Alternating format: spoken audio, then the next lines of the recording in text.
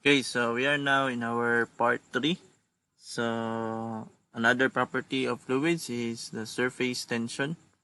So it results from the attractive forces between the molecules. So also it is the intermolecular cohesive forces that bring enough molecules to form a membrane or a unit area of that surface. That is due to surface tension. So that phenomenon allows that steel to float. Okay, so what we have seen here in our illustrations, so steel or this clip floated in the water. So we also have these droplets to form and small droplets and bubbles to be spherical. Okay, so normally what we have seen after a rain sa mga dahon. So, yan, minsan nakikita natin, no? Mga droplets and bubbles. Aside from that still, guys, meron din normally yung mga insect, no? Na nag-float sa water. So, surface tension ang dahilan yan or sanhi niyan. Okay, so considering the free body diagram of a spherical droplet and a bubble as shown in the figure. Okay, so they have the same, no? Meron sila mga the same na mga characteristics, though ang distinction nila is ang droplet only has one surface while a bubble has two surface. Okay, ang reason niyan is there's a need to double the surface here at the bubble so that it could balance this external force that acted on the bubble. Okay, it will be explained further. Okay, so we consider this droplet here. Okay, so the pressure force inside. Okay, so the pressure force inside the droplet balances the force due to surface tension. So around the circumference. Okay, so this is the pressure force, which is P, or pressure times pi r squared, or the area of this droplet, spherical droplet, with r radius. Then this force due to surface tension at the circumference, okay, here, so is equal to 2 pi r. So this is the circumference of the spherical droplet, then times gamma of that droplet. Okay, so if we sum up forces, okay, so if we sum up forces horizontal equal to 0, so we will have this equation here. This pressure times pi r squared from the pressure force is equal to the force due to the surface tension here. Okay. So normally what is required in the problem is we are required to compute the excess pressure within a spherical droplet. Okay. So or some questions for this is what is the internal, no? So normally ang iba ginagamit external, ang iba ginagamit din internal. So what is the internal pressure within that spherical droplet? Okay? For spherical droplet, P is equal to 2 times unit weight over R. Okay? That is for spherical droplet. For the bubble, so as what I have said, that a bubble needs to have two surfaces to balance this force here. Okay? So that's why meron times 2 dito, guys, no? Kasi dalawa yung surface. So the same procedure with what we have sa ating spherical droplet, then ang magbago na sa equation is the constant. So P is equal to 4 times the gamma over R. So that is the excess pressure within the spherical soap bubble. Okay? Or any kind of bubble. Pwede yan siya, guys.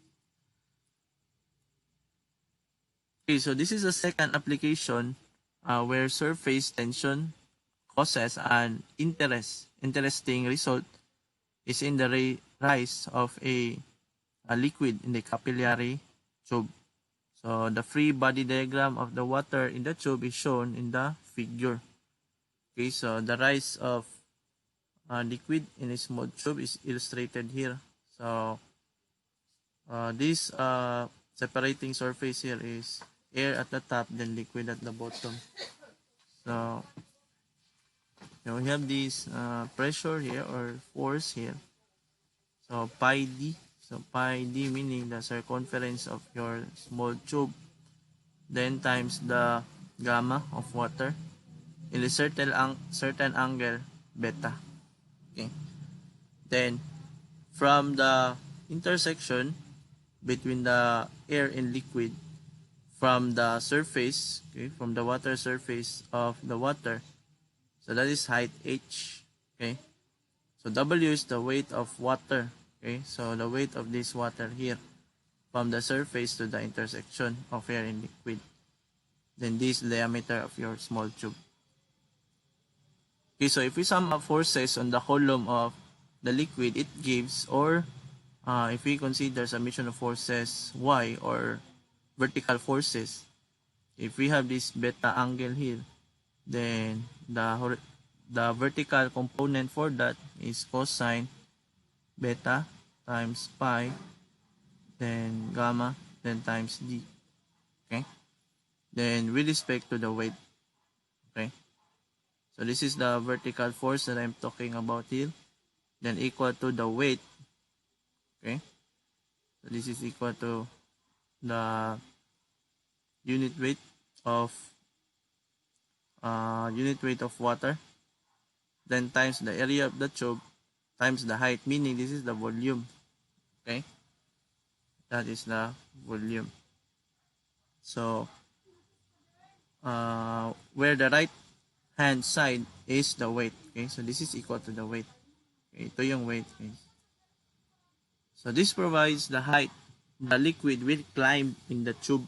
Okay? Or this h here. Okay? So, h is equal to 4 times surface tension. Then times cosine beta over gamma of water, then times the diameter of the small tube. Okay. So next is vapor pressure. So molecules escape and re-enter a liquid that is in contact with a gas, such as water in contact with air.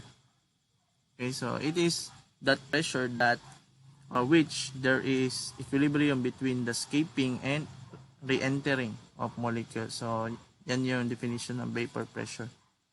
So, if the pressure is below the vapor pressure, the molecules will escape the liquid. Okay? So, kung mababa yung pressure kaysa sa vapor pressure, it is called boiling when water is heated to the temperature at which the vapor pressure equals the atmospheric pressure. So if the local pressure is decreased to the vapor pressure, so vaporization also occurs. So this can happen when liquid flows through valves, elbows, or turbine blade, shall the pressure become sufficiently low. So it is called cavitation. Okay, so that is vapor pressure. Okay, so before we proceed with our example, so as what I have said, meron lang tayong idagdag guys. So for say number 6, so baka ma-encounter ninyo ito, yung tawag na specific volume. Okay, so specific volume, or this is Vs, is equal to simply the reciprocal of density. Okay, so, or this is also equal to volume over mass, or this is gravitational G 10 over gamma. Okay, so this property of fluid guys is popularly involved in the study of gases. Okay, so more on sa gases siya guys, ang specific volume. Then also, aside from that, meron din tayong tinatawag pala guys na compressibility, or the coefficient of compressibility.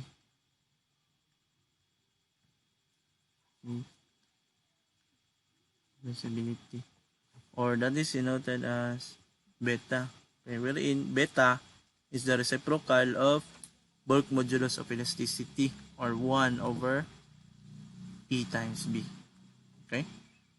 So, involved ito dun sa third property, which is the bulk modulus of elasticity. Okay, so yan yung mga additions lang guys na baka ma-encounter ninyo yan ng mga terms. Okay, so that's all for part 3.